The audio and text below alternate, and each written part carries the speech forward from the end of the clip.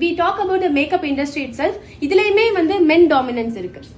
ஏன்னா நம்ம விமன் அப்படிங்கறதுனால இந்த புள்ள கிட்ட பேசினா அடுத்து வாய் பேசாது. ஒரு வாட்ஸ்அப் வச்சிருக்கோம் அப்படின்னா we will get lots of video calls night timeல. இந்த ப்ரொஃபைல் இந்த வீடியோ கால் உண்மையாவே நம்மளுக்கு தான் வருதா, நம்ம எடுத்து பேசணுமா, should we really do something னு அதை பிளாக் பண்ற ஒரு கட்ஸே வரதுக்கு ஒரு 6-7 மாசம் ஆச்சு. கரெக்டா?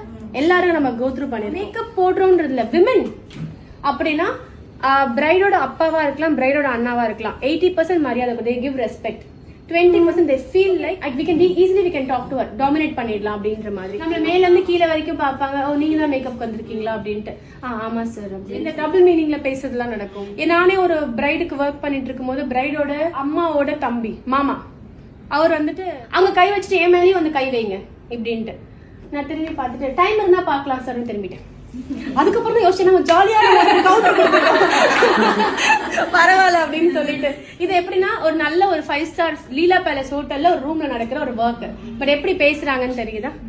இதெல்லாம் நடக்கும். சத்தமா ஐ அப்படின்னாலும் பயந்துருவோம், அங்கே நின்றுவோம். பதிலுக்கு நம்ம ஏய் அப்படின்னு சொல்லணுமான்னு தெரியாம நின்றுட்டு இருக்கோம்ல, அதுக்குள்ள ஊரே பார்த்துட்டு நம்ம கூச்சப்பட்டுருவோம், அழுதுருவோம், இப்படி கிளம்பி வந்துருவோம். கரெக்ட் இல்ல? But be careful. Self respect எந்த நிமிஷத்துலயும் இழந்துடாதீங்க. அது மட்டும் ஞாபகம் வச்சுக்கோங்க. எல்லாம் ஓப்பனா பேசுறது எனக்கு தான் இவ்வளவு நடக்குதுன்னு நம்ம எல்லாரும் அது என்ன எல்லாரும் ஒரே கம்யூனிட்டியில அப்படிதான், ஒரே குட்டையில் ஊர்ன மட்டைகள், வேற ஆப்ஷன் இல்லை.